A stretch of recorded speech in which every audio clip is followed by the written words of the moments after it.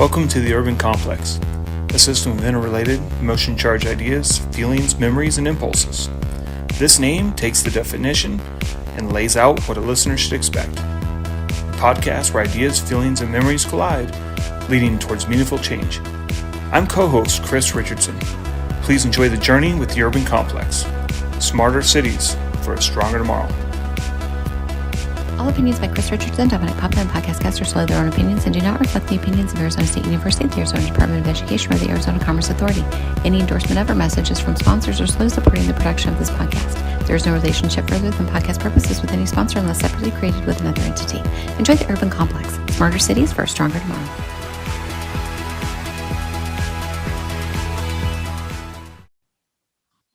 All right, Chris, here we are, another week of the Urban Complex podcast. What are you excited about? Well, there's two things. One's a little bit bummed. For the first time since we started this in January, we didn't have a podcast. A little bummed about that. But kind of, things come up, and we had someone had to change schedule at the last minute. So that's kind of interesting. But we'll get back in the swing, and we've got so many. I think we got a little lazy with the Smart City Expo coming up in Atlanta that we were going to fill with everyone because we knew all these people were going to meet.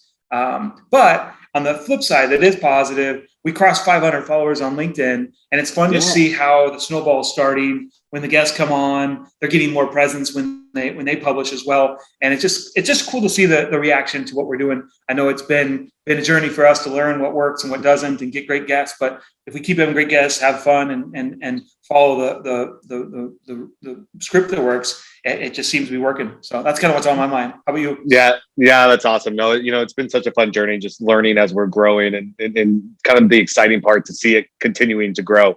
So I'm excited for the upcoming guests that we have booked and seeing where these conversations could take us. I mean, as long as we're having fun, this is awesome. Exactly. Well, and we just keep meeting new people, just like our guest today. Like I didn't know her before the show. Well, technically not true. She wanted to just get a glimpse into what it was, but we both know Lev Baunach really well, and Lev founded Digital C, and they just made this huge announcement, and I'll kind of wait to in the show to kind of share what that's about. Let Dorothy tell us all. But Dorothy Baunach, she's CEO of Digital C, and I didn't know her before. She's great. She knows what she's doing. She's known Lev forever. I guess they've been cohorts in crime, doing smart city stuff and connectivity, broadband work since 2003. So pretty wild. Oh, that's awesome. Should we bring her on? Let's do it. Awesome. Support for this episode of the Urban Complex comes from Worldwide Technology. What if we could connect people to new possibilities, turn thinking into a way forward, solve problems before they become a problem, and share the future with everyone? We can. At WWT, we connect businesses to technology to make the impossible possible, to reach better decisions faster, to accelerate progress. Together, let's make a new world happen.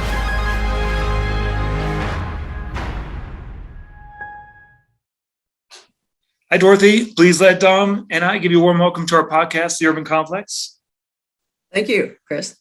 And obviously, for those watching or those listening, unfortunately, Dom got called into something last minute. So he's not here, but he wishes he was. And so we're just going to go through and make this as normal as possible without my co-host. But I think it'll be fine. So, Dorothy, glad to have you. We've found that our audience loves to know about who we have on. So why don't you start with a little bit of information about you? Like, what do you want our audience to know about you as a person, your background? And obviously, we'll talk about Digital C and the Cleveland Water Alliance soon. So, thank you, Chris. So I guess the first thing to know about me is that I've been a resident of the city of Cleveland almost my whole life. I went away to college, lived abroad for a couple of years with my husband, and took a stint out to California when he was in the Air Force. But by and large, I'm a Cleveland, Ohio, born, bred, and still living here girl. So that's number one. Number two is I'm actually heading toward a 40-year career in tech-based economic development. It got interrupted for a minute with a little bit of a retirement where I still consulted, but I flunked that retirement and came back strong to take on Digital C in 2017. But what I should tell you about my tech-based economic development career is that it was really focused on technology and innovation and entrepreneurship. And my technical expertise is in the biological sciences. So I was a medical researcher once in my life. I actually sold real estate. I dropped out of science and sold real estate. And about 40 years ago, I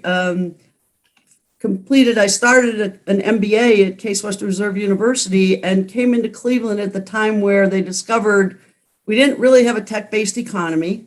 We didn't have a whole lot of entrepreneurship. We didn't have any venture capital. And we had a great medical research base, but we had no industry. And so that's where I started my tech-based career. And then long about 2003, I met a guy by the name of Lev Baunach. And Lev had this vision for broadband connectivity for Cleveland. And when he started to talk about broadband, this city looked at him like this manufacturing city. And I come from a foundry family. So they looked at this guy like, broadband, what's that? And what could it ever have to do with economic development? And so Lev and I started an activity called One Cleveland that became One Community when we decided we want to be more regional. And I was on the board of that, those organizations on and off for years, but never did I dream that when Lev started Digital C in 2015 to really refocus our efforts, because we had built a pretty substantial middle mile, but never got to the last mile. Never did I dream that I was going to be the chief executive that followed Lev Baunach. So that's one thing. And then when the board actually in 2017, Lev decided to go to Arizona for more sunshine and warmer winters. And the board had this little session where we decided that we were going to take what Lev had envisioned and kick the can down the road a little bit and see what we should do with all these great ideas and where should we focus. Never dreamed that I'd be surprise coming out of retirement. Yeah. Lev has a way to do that. That's why I chuckle, because for those that don't know, Lev Baunach is my ASU, Arizona State University boss. And he's the one that introduced us to Dorothy. So it's That's funny right. how all roads lead to Dorothy, all roads lead to Lev. Via Dorothy, we had Joshua Edmonds on. He knew Lev. So funny, small world. Yeah, exactly. So I thought it was a 3 to 6 month consulting gig. 4 years later, I'm going to scale a WISP. And 4 years ago, I couldn't spell WISP. I didn't even know what one was. And now I'm scaling one for the city of Cleveland. So I think that's the background in that when I took a look at all these things and saw that Cleveland had bounced around in the top 5 least connected major cities in the country, and then we hit dead last in the American Community Survey Index data in 2019, there was no doubt in my mind that we had to figure out how we were going to become a city that was inclusive and that where everybody had access to broadband internet, because you can't live in the 21st century without it. So that's probably the best intro here. Yeah, sure. Wow. So you definitely have the right experience for where you are today. So let's explain what Digital C is and how do you see your role in meeting the organization's goals? Yeah. So the whole purpose of Digital C at this point is to make Greater Cleveland's digital future equitable. And we do that 3 ways. One is by making sure that we can connect every household in this city to broadband internet. So that if somebody wants access and wants to be part of the digital economy, they should have affordable and reliable access. The second way that we do it is we know that connectivity alone isn't enough. So once you start to close that digital divide, you have to meet people where they are. And we break the population up into 3 segments: seniors, scholars, and strivers. And the strivers is that working group in the middle that might be a caregiver for a scholar or a student, might be a caregiver for a senior, or might be both, because in Cleveland there are many multi-generational families. But meet everyone in that family where they are, and then make sure they find the pathway across the digital divide to better health, better education, and better economic opportunity. So that's the fundamental principle. And then the third leg of that stool for us, and this was another Lev commitment, was that right in the middle of 4 of the poorest neighborhoods in Cleveland, right along that manufacturing corridor, where manufacturers supplied the auto industry and where when they discovered oil in the flats in Cleveland, Millionaires Row ran right along Euclid Avenue. And actually, the backbone of the internet runs along Euclid Avenue. We established a tech hive. So it's a co-working space, a community gathering space that's welcoming and diverse. And it even has a coffee shop, just like one of those resurging neighborhoods might have, or a downtown neighborhood might have.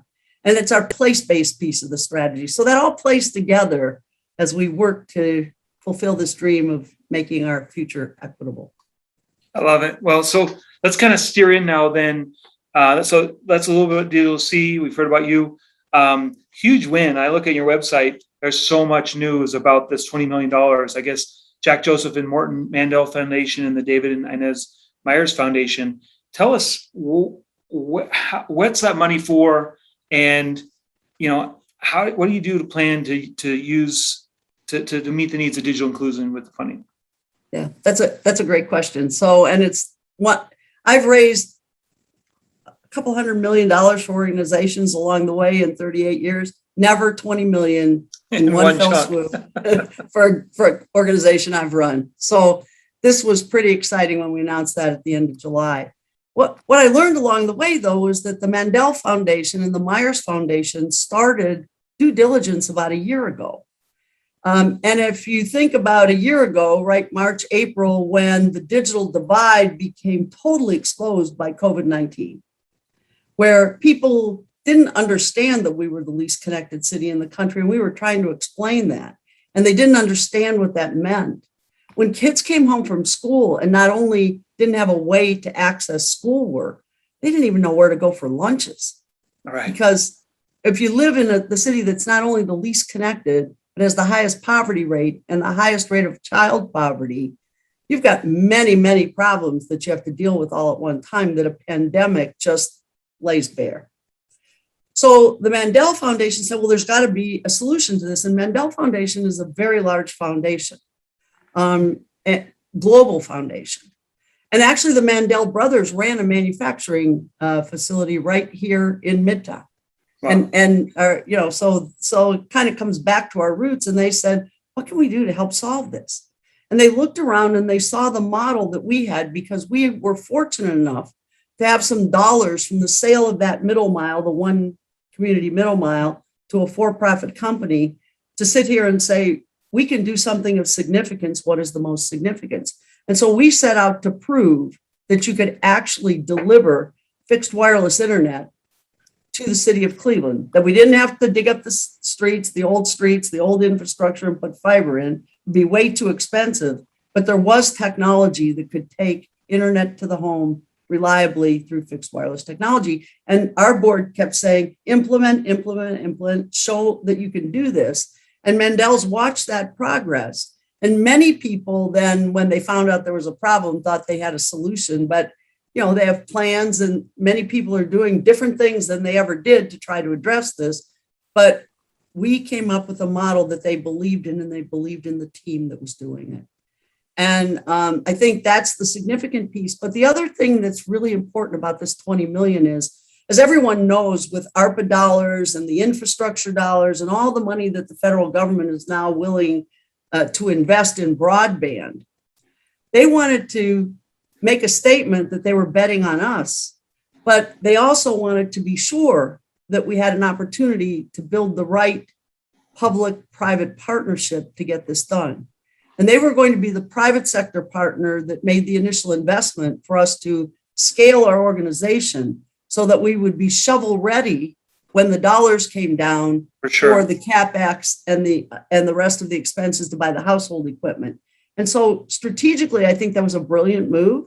And so we're sitting here.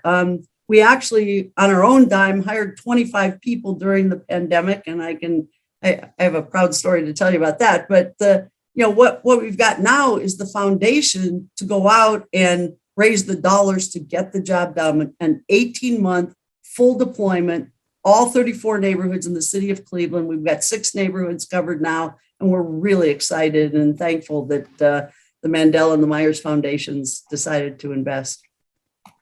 It takes that vision and community approach to make it happen. I'm for those that are watching, they'll know I'm not where I normally am with the weird backdrop. I'm actually sitting up in the Yavapai School District and their Education Technology Consortium, and they similarly got 20 million in funding, but from their County CARES Act, and they've used that to get an additional 10 million, all for broadband to the home delivery for those that did not have.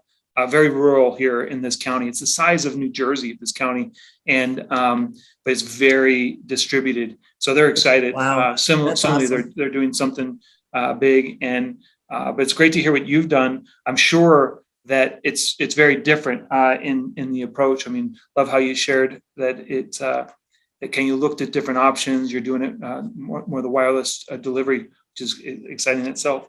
Yeah, the technology is really the tool, right? And urban and rural, and not densely populated areas as well as sparsely populated areas all need internet access, and you just have to figure out what the best solution. It's not a cookie cutter approach. Yeah, we've lived where so many. It's interesting. You just don't see it, but so many have not been part of this revolution, and it's not surprising that there's so many people that feel disenfranchised. And living your life through a smartphone is just not the way to leverage the tools that are out there. So the broadband's necessary. Absolutely. And the sad statistic from Cleveland is 31% of the population has no access, has no internet subscription, not even a cell phone. Wow, 31%. 31%. Wow.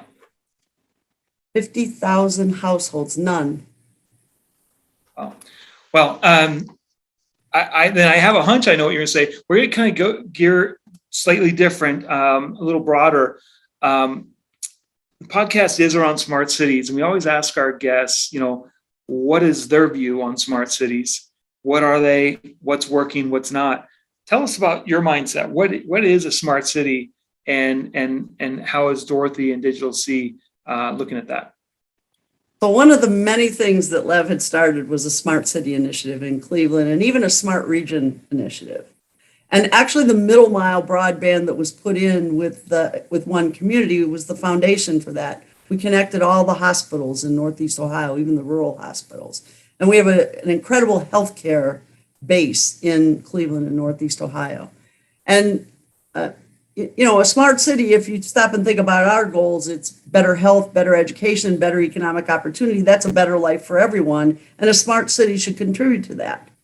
But a smart city is the future.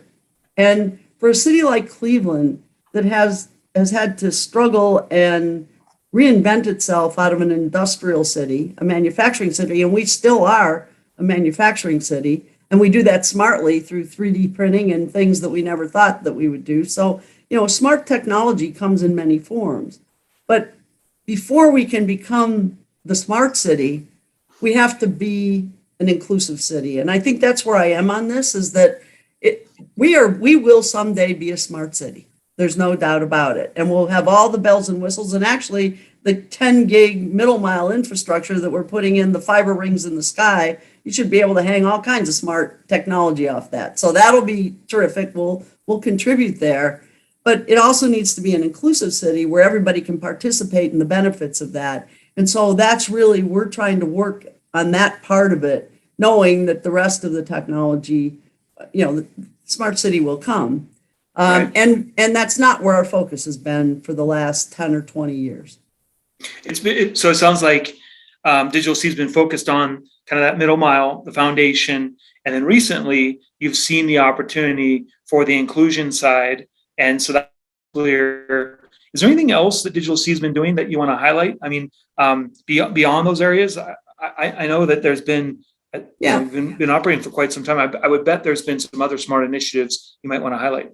Yeah, so I mean, my favorite, and this is the one where I really got bought into what Lev was doing in the Digital C phase of life, was water technology. So Cleveland, Ohio sits on Lake Erie. And in the Great Lakes lies 20% of the world's fresh water. And one of the things that Lev and Brian Stubbs from the Water Alliance put together was a program called Erie Hack. And it was really an innovative program to think about how you could make a smart lake as we thought through it.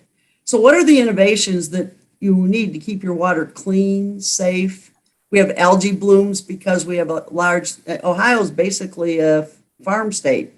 And a lot, in the Western Basin, there's a lot of runoff that comes in and causes algae blooms every year. So, and every body of fresh water has to be clean and safe. And so what are the innovations around technology and smart technology that collect data and give you feedback and allow you to do better things? And so it was really in 2016 when I saw what Lev and Brian Stubbs were doing.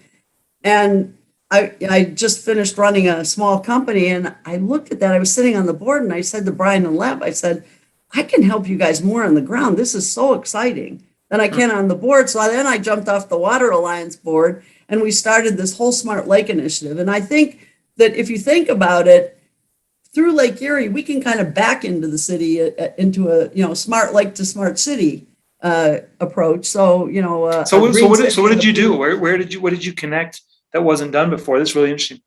So we actually we went to Sandusky Harbor and started to put in sensors and other things. And actually, by the water crib in Cleveland, the water intake, and there's a number of buoys with different sensors on them that senses what's in the water, and then you give that feedback to the water department, and they can look to see if there's rising levels of whatever, and then you can mitigate the issue, depending on how you decide the best mitigation technique is. And what we do is these innovation challenges every other year, the Erie Hack challenges. There's one that's about to launch now. Obviously, it's going to be a little different than it was in 2019 pre-pandemic, but this would be around innovation around the lake. Innovate the lake. What do we do? And how do we make a smart lake? And there's other examples that we've looked at, Lake George, IBM, so many people contribute. And if you think about Lake Erie, some of the oldest and largest industrial cities sit on it: Buffalo, Erie, Cleveland, Detroit. And then you go up around to the Canadian side in Ontario. So it's a total water basin approach to seeing who can come up with the best innovation around the lake. It's a very exciting competition. That's great. So I guess that tells us a little bit about the Cleveland Water too. Those complex initiatives. Like what do you think the secret sauce is? How do you organize successfully as a nonprofit to align, to make sure the city gets behind what you're doing? I mean, the partners have to come together. There's technology involved. I mean, if you weren't like that, the money wouldn't come. So what's the secret sauce? How do you make all this happen? What should our listeners be thinking if they're trying to recreate something or just do it different? It's all about partnerships. And you have to have partnerships all the way from public sector leaders to private sector leaders, the business community, the big institutions. Everybody needs to get on board, and banks, foundations. It's an all hands on deck effort. But what's different about this public-private partnership and the leadership component of it is that if you're going to connect neighborhoods, and neighborhoods that are disenfranchised and left behind, and where you have to rebuild trust, people in the neighborhoods don't look like me. And so when we send in our teams of people, they're usually young people that came from the neighborhoods, grew up in those neighborhoods without internet, because they know the neighborhoods. And you give them some sales skills, and you give them the right technology, and that's great. But then you have to build the partnerships at the neighborhood level, build trust. And this really happens in the community service organizations that are in the neighborhoods, the faith-based community. The churches become a big part of it. It's the grassroots partnerships that make this distinctive from the typical public-private partnership. Because if you're going to grow a biomedical industry, that's the head of all the healthcare institutions coming together with the biomedical companies and all the CEOs. And Cleveland, for a long time, its comeback was built around CEO participation. But this is true neighborhood engagement and people engagement, because it's about the people. And you want to make sure that you're meeting the people's needs and desires. And so we've gone in and we've done kitchen table conversations in one neighborhood, 300 of them. talking to people every day and night. 300 kitchen conversations? Wow. 300 kitchen table conversations. Wow. And asked, what do you want your neighborhood to look like? What, not about technology. You don't lead with technology, but everyone wants a safe neighborhood. They want a neighborhood where you know your neighbors, like you used to be able to, have neighborhood block parties and be safe. They want their kids to have a great education. They want economic prosperity and businesses in the neighborhoods. They want access to jobs. They want access to food. We have food deserts in these neighborhoods. And if you stop and talk to people and you think about what, then add the layer of technology that can enhance those dreams and make those dreams come true and show them that technology is not a scary thing or not a thing that's beyond their reach. That's when it really gets real. And like I said, getting them connected to the internet is one thing, but figuring out, meeting them where they are and showing them the pathway across the bridge. First, close the divide, but if it's still there, take them across the bridge to whatever they need. It's life-changing. And that's what's so exciting about this. I think that's why this is maybe the most exciting project I've worked on in my career from a technology perspective, because it means something to everyday people. Yeah. And I grew up one of those everyday people and just got lucky along the way. So that's the secret sauce. How about, there's probably another secret sauce if you go just a step deeper. How do you create the culture and or the incentive? Doesn't have to be financial. I don't know what it is. Maybe it's this tech hive and the coffee. Maybe you just got the best coffee to get people. What is it that's the glue that keeps people coming back to be your ambassadors? Is it pay? Is it the mission? Is it something else? Like what's the culture like to make that happen? That's a great question. I think the culture, because a culture of inclusivity where everybody's ideas count, don't discount the young kids in the neighborhoods that just haven't had access because they're innovative. I was asked to judge the 4th to 6th grade STEM learning program for the summer for the Cleveland schools. I went to the Cleveland schools, and the Cleveland schools get a bad rap. They're one of our best partners. When COVID shut the schools down, the school CEO came to us and he said, Dorothy, how fast can you build this network? Our board said, Dorothy, if we invest all this money in this network, will anyone come? Give me a COVID virus. And it's like, how fast can you build it, right?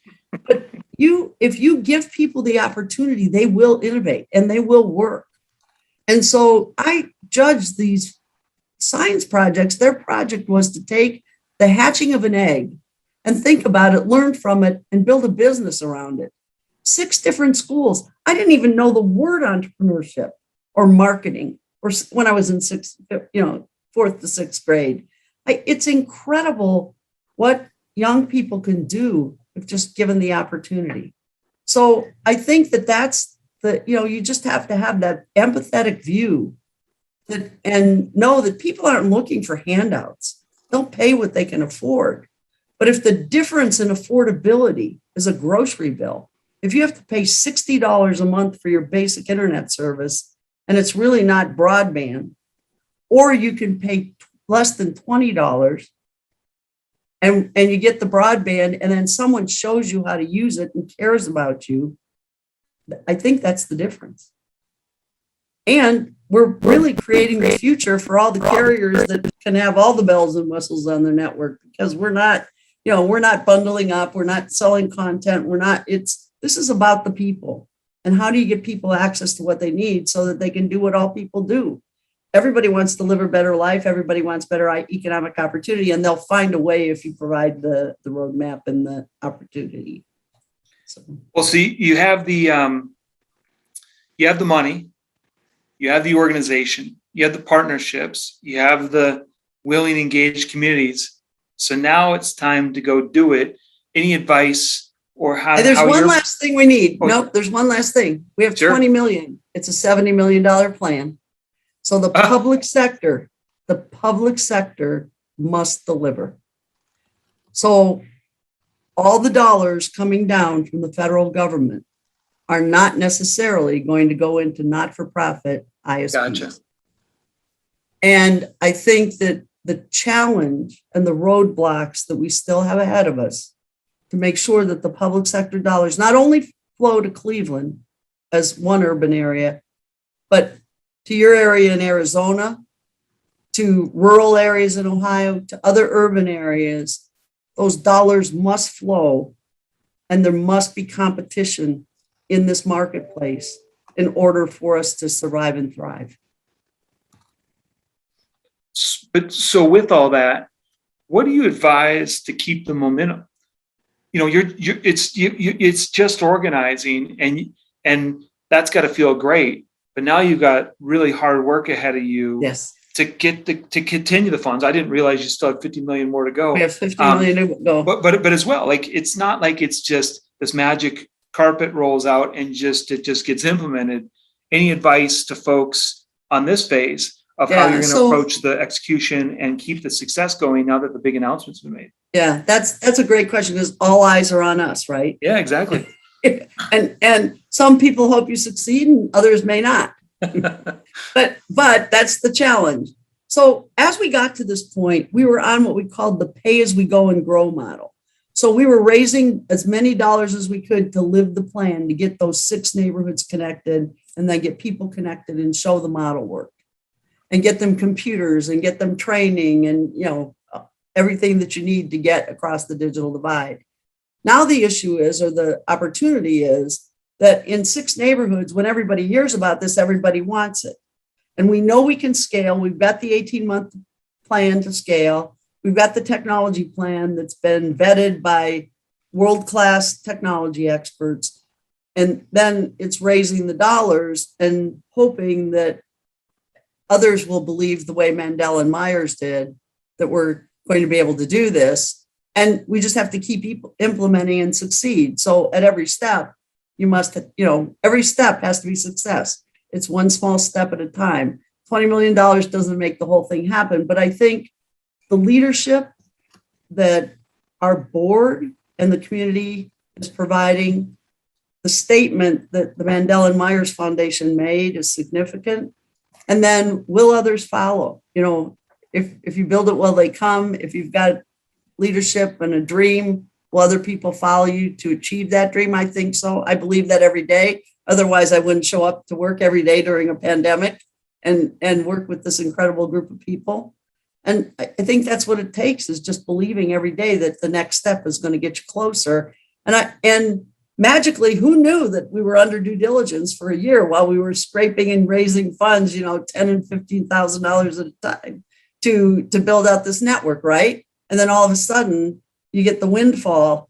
And I think if we just keep going, the rest will happen. So stay tuned, see what happens. Yeah.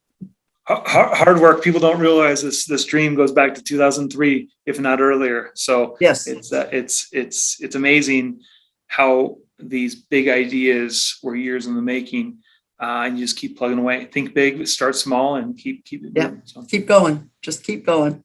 All right. Well, we do have a question we ask all our guests as we kind of wrap up. Is there anyone that you're particularly appreciative of that you also think may be a great guest on the show? We always like to see that as well. So they don't have to be the same, but as you've learned about the urban complex, we always look for great ideas of who might be of interest too.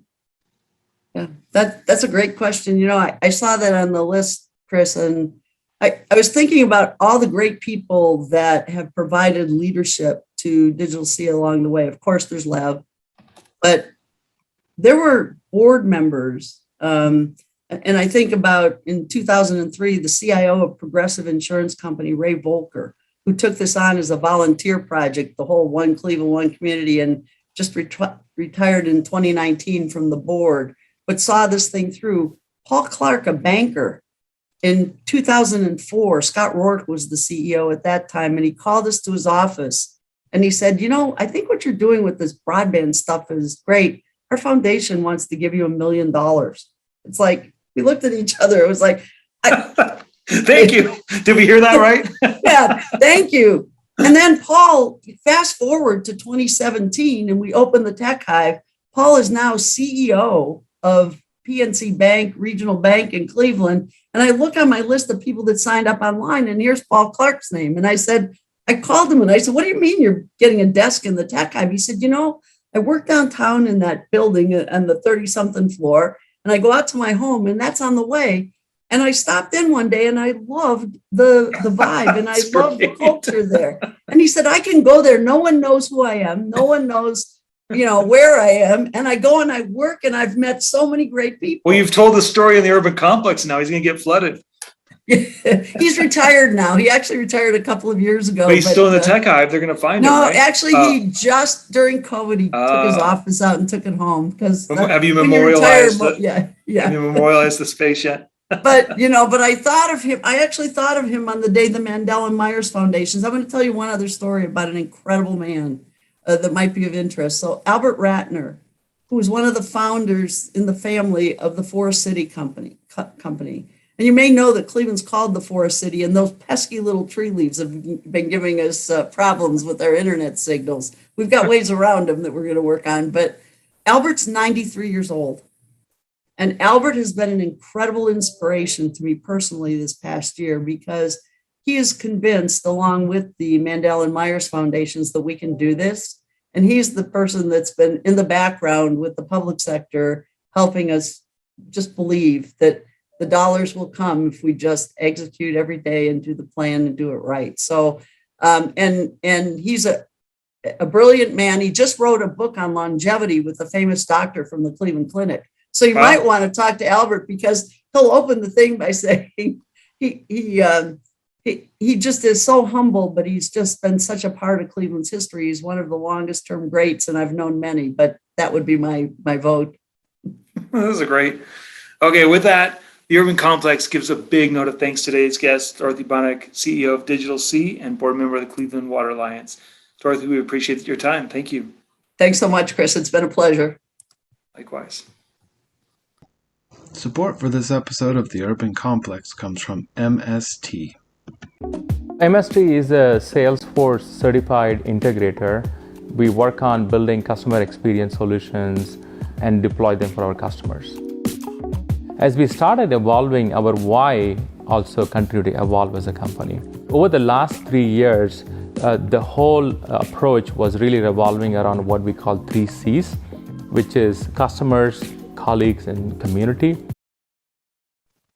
Okay, so Chris, Dorothy, Digital Seed, how did that go? Well, yeah, let's start with the elephant in the room. For those that watch and we're getting here, they won't see you and they'll see me in a different location in different shirt. What foreshadowing in our intro, talking about how last week got canceled, and here we had a total kind of chaos of you got pulled into an emergency meeting. I got called up to Yavapai County to go pitch this Office of Digital Teaching and Learning. So we figured we'd do the same outfit. We normally do it all in one day, but it was all wacky. And so we used the same outfits as the intro. Kind of funny, but yeah, things come up, right? Yep. Secrets of podcasting. The show must go on. But so, no, Dorothy was amazing. I think from what you and Lev, first of all, she knows Lev really well. I know we're going to see him soon in the football games. That's exciting too. We have to say hi from Dorothy to him and thank him for getting us, Dorothy.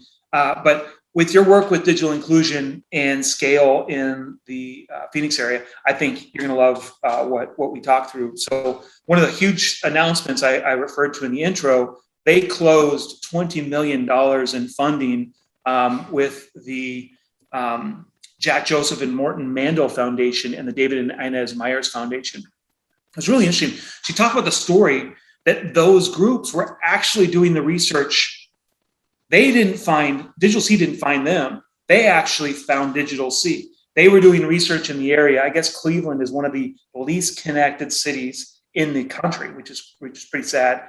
And Lev and Dorothy have been working together since 2003 for connectivity, and then they've really been focused on digital inclusion of late. And Digital C has really had a track record of success. So I think the moral of the story is when you're at it for a long time, it feels. She was talking about how they were slogging away, getting $15,000 of investment and whatnot, and then boom, 20 million falls in the lap.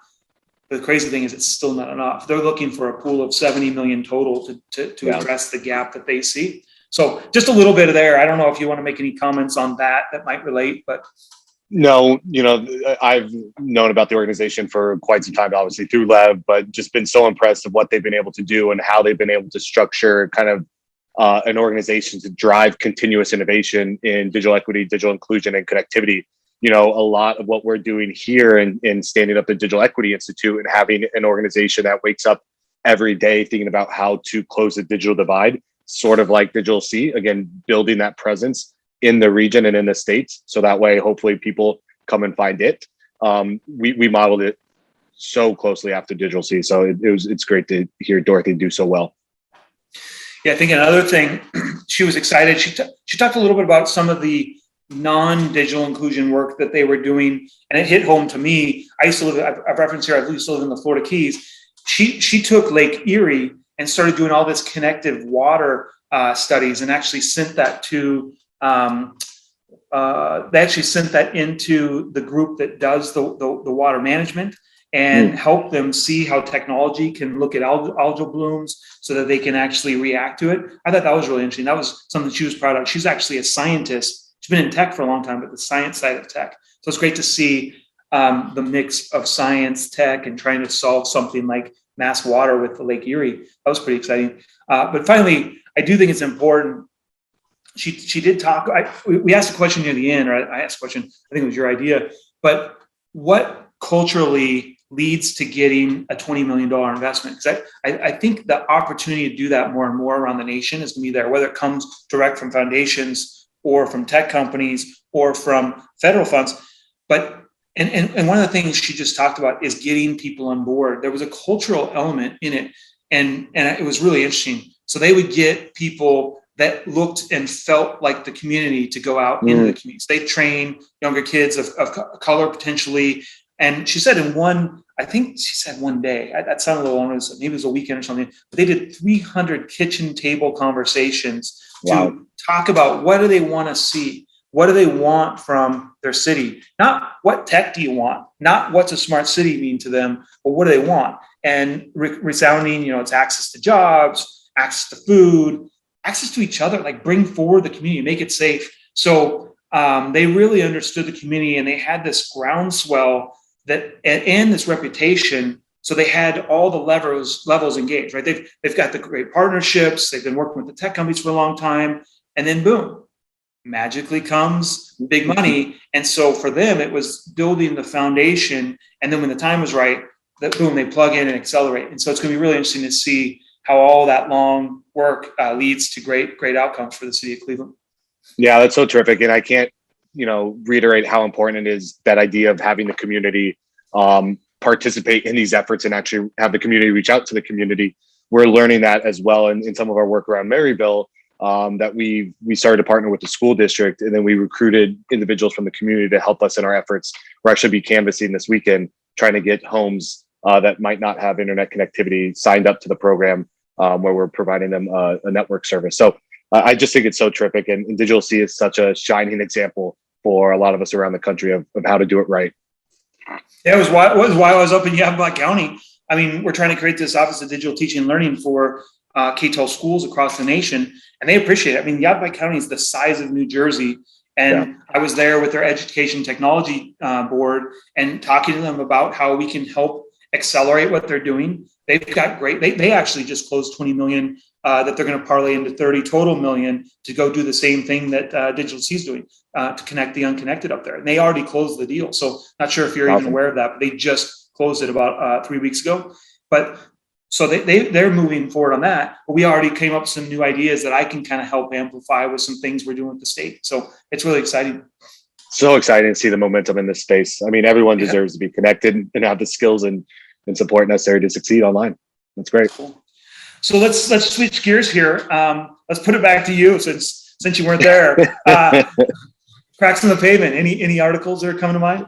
Yeah, this one caused quite the ruckus here, at least for me in my job.